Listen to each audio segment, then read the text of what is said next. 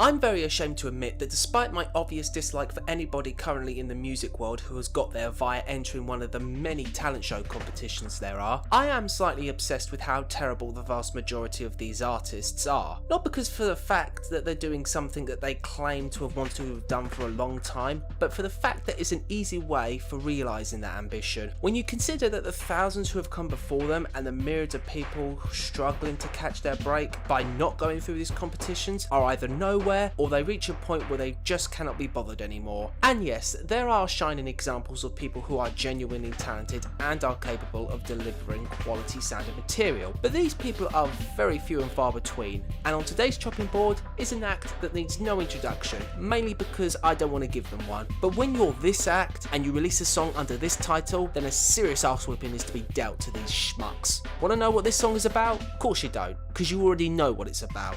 First off, the title. Despite being the so-called biggest boy band in the world right now, these wastes of skin and bone do not have the justification to use a title like this, mainly because the description of this so-called best song ever consists of three main hooks, these being that this best song goes oh, yeah and whoa. So basically the same lackluster, uncreative and unimaginative generic shite that goes into writing the material for this group. And in any case, this piss poor description goes against what they said previously, since they said that they claimed to know every line of this song, yet they failed to remember how it goes. One, if it's as simple as this description, that doesn't say much for their intellectual capacity, which is on the same level of their songs. And two, their taste in music is pretty much what you expect from these smeg stains. Hardly Bohemian Rhapsody, is it? Secondly, the verses are the same vapid crap as their previous songs. Never mind rhyming it with it in verse 1, they meet a generic girl with no identity other than the fact that she has no concern about the group's stomatognatic diseases and that she's loose enough to kiss them but not to go any further.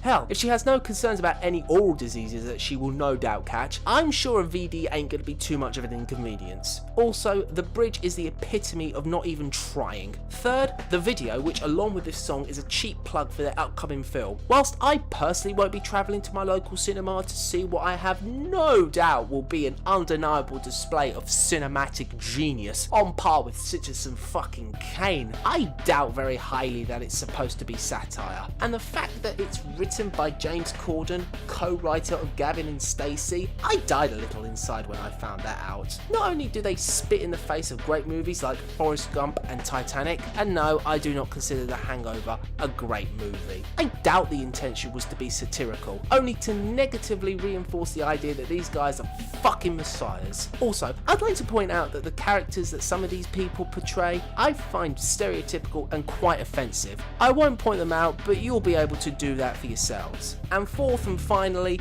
the sampling of The Who's Bubba O'Reilly. Once again, not only does this song not warrant the right to sample anything in general, but the fact that they sample something awesome and something from the group that has genuine talent and is one of the greatest rock and roll acts ever and one of my personal favourite acts of all time, that is an insult. Whenever I hear this song, it only makes me want to listen to more of The Who. So thank you, shitstains, thank you for this song, because the further I stay away from your crap, the more I can listen to music that is actually worth a shit. Fuck this group, fuck their fans, and fuck this fucking song.